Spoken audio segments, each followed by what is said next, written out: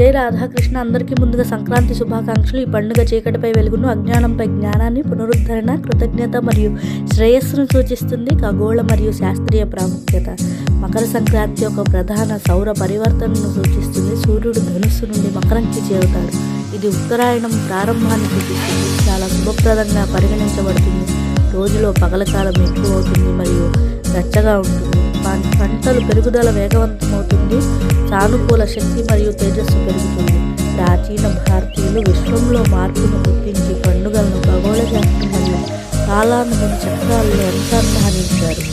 ఆధ్యాత్మిక ప్రాముఖ్యత. ఉత్తరాయణం కాంతి మార్గం. హిందూ తత్వశాస్త్రంలో ఉత్తరాయణాన్ని దేవతల మార్గంగా భావిస్తారు. ఈ కాలంలో శరీరాన్ని విడిచిపెట్టడం కూడా ఆధ్యాత్మికంగా శుభప్రదంగా పరిగణించబడుతుంది. భగవద్గీతలో పేర్కొన్నట్లుగా మకర సంక్రాంతి ఆధ్యాత్మిక జాగృతి, ధర్మం వైపు మళ్ళడం, అజ్ఞానం నుండి జ్ఞానం వైపు పయనించడం వంటి వాటికి ప్రతీకగా నిలుస్తుంది.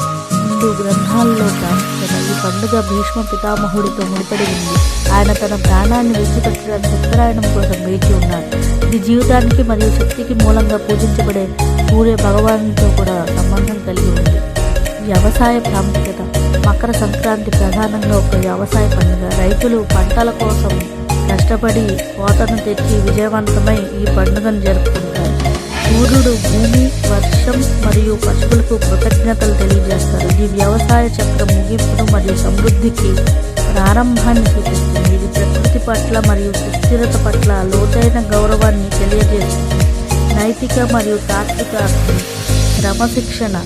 మకర రాశికి శని అధిపతి కనుక కష్టపడి పనిచేయడం మరియు పట్టుదల, భౌతిక మరియు ఆధ్యాత్మిక జీవితం మధ్య సమతుల్యత, అలాగే ఇది ప్రతికూలతలను అధిగమించి విశ్వక్రమంలో మమేకం అవ్వాలని మానవులకు గుర్తు చేస్తుంది. సంక్రాంతి ముగ్గులు మరియు గొబ్బిళ్ళ పేరంటం. మనకి సంక్రాంతి అంటేనే ముగ్గులు. మన తెలుగువారి ఇళ్లల్లో ప్రత్యేక పేరంటాలు ఎన్నో. అందులో ఒకటి సంది గొబ్బెమ్మ పేరంటం.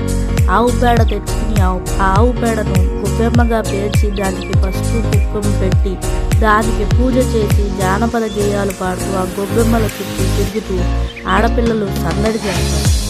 కృష్ణునికి సంబంధించిన పాటలు పాడతారు. ఆ తర్వాత నైవేద్యం సమర్పించి ఆ నైవేద్యం మరియు తాంబూలం వచ్చిన ఆడవారికి ఇస్తారు. ఈ విధంగా సంక్రాంతి అనేక క్రతువులతో, పద్ధతుల్లో మన దేశంలోని అనేక రాష్ట్రాల్లో అంగరంగ వైభవంగా జరుగుతుంది.